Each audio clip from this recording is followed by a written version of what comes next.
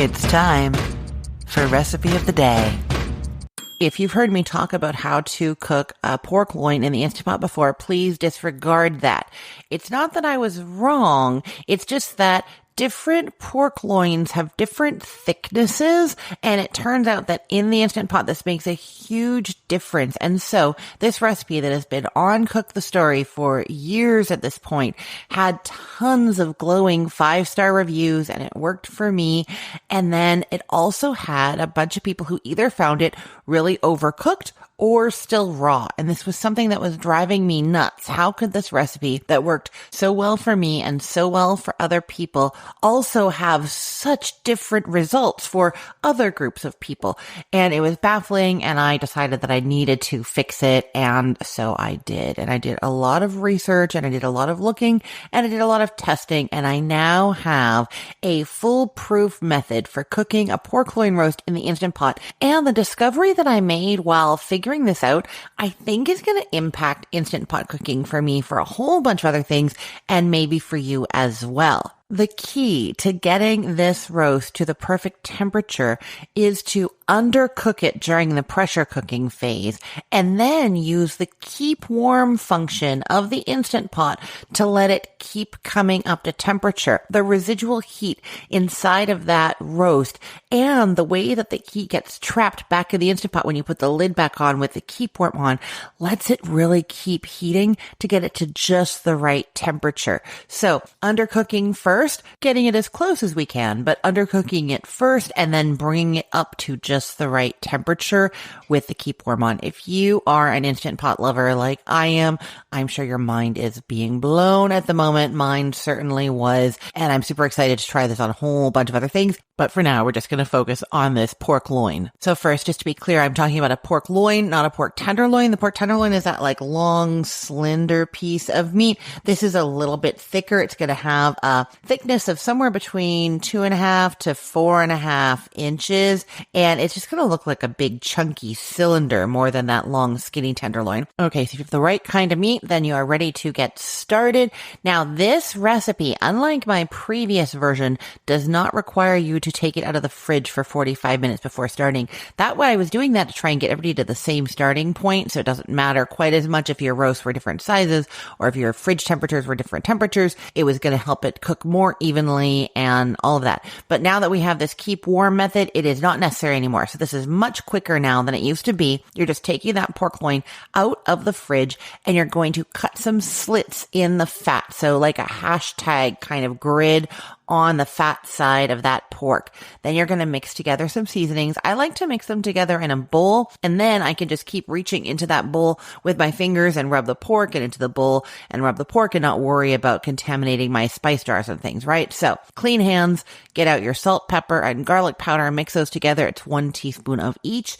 And then you are sprinkling that all over your pork roast, all sides, rubbing it into the fat, those little cuts you just made, and everywhere else. Then you're going to turn the saute function on your Instant Pot on high, and you're going to add in a tablespoon of olive oil and a tablespoon of butter. Swirl it just until the butter is melted and it's very hot in there. Then add your nice seasoned pork fat side down and let it cook for 3 minutes.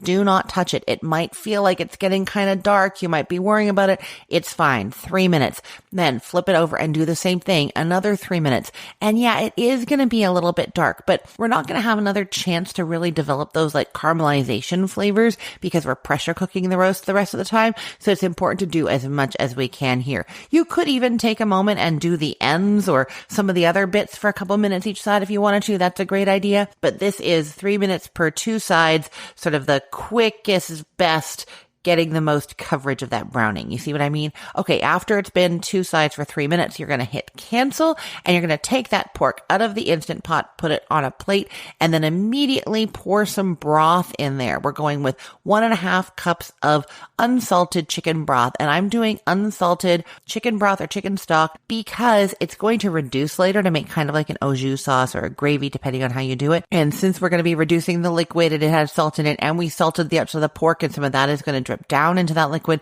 it's going to be too salty if we use regular full salt broth or stock here. Okay, so you took the pork roast out, you hit cancel, so there's nothing turned on the Instant Pot right now.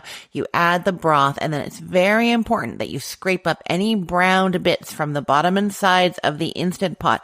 If there's any of that little bit stuck to the bottom later when you're pressure cooking, that gets too hot, those little bits, and that's what triggers that burn notice, the dreaded burn notice on the Instant Pot, where it just stops cooking because it can tell that something is burning or going to burn inside of there.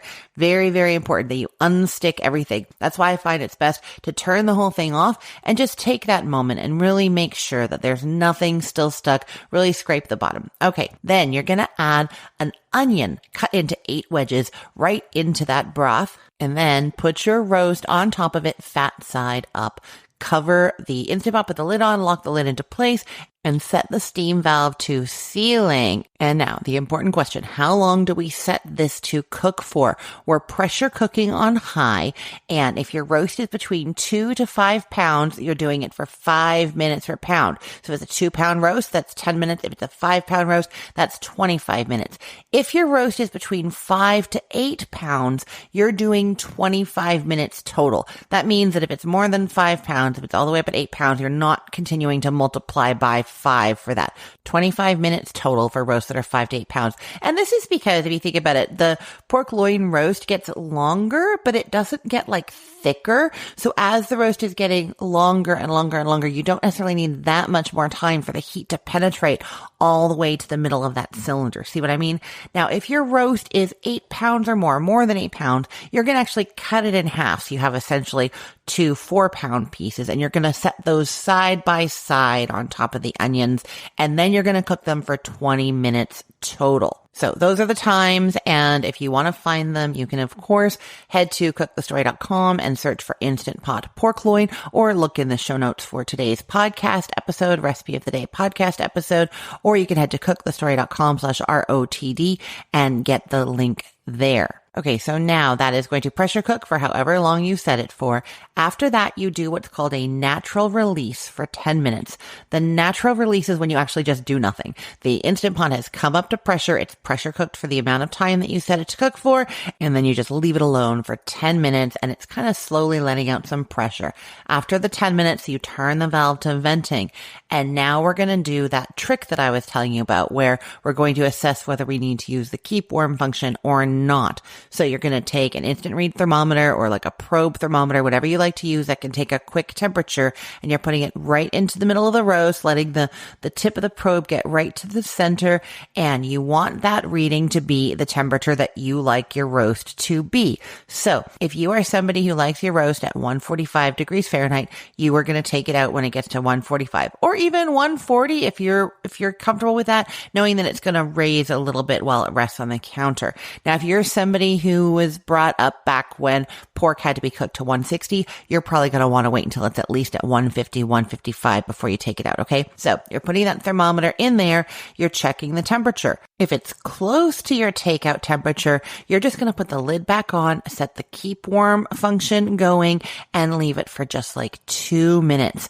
And then you can test it again. You have to take your thermometer out and put it back in each time. You test it again. It actually happens quite quickly. So if you only need like 5 degrees, you might only need a couple of minutes. Now, if you're off by more, that's okay. It actually can do quite a bit. It could do as much as 25, 30 degrees using this keep warm function. The crazy thing is it doesn't even seem to matter that you're opening and closing it. I think it's just such a tight contained space that once you get that lid back on and the pork has all that heat inside of it, it just gets right back up to heating again. So you're just going to do that testing every now and then, depending on how far from your desired temperature it was, testing until it is the right temperature. Then you're taking it out. You're letting it rest for at least 5 minutes on a cutting board, and then you can slice it into 1/2 inch slices and serve. I'm just going to say that you can serve it with the pan juices that it was cooking in. You can put that saute function back to on high once the pork is out resting and let that simmer and reduce, and then taste it and see if you want to add some more salt or seasonings to that.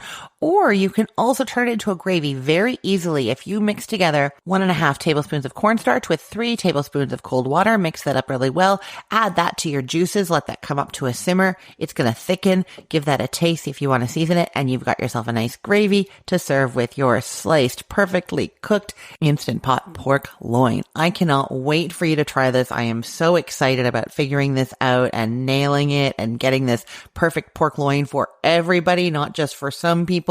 So yeah, you're going to have to try this. I will put the link to the recipe in the show notes for this podcast episode, or you can head to cookthestory.com/ROTD and get it there.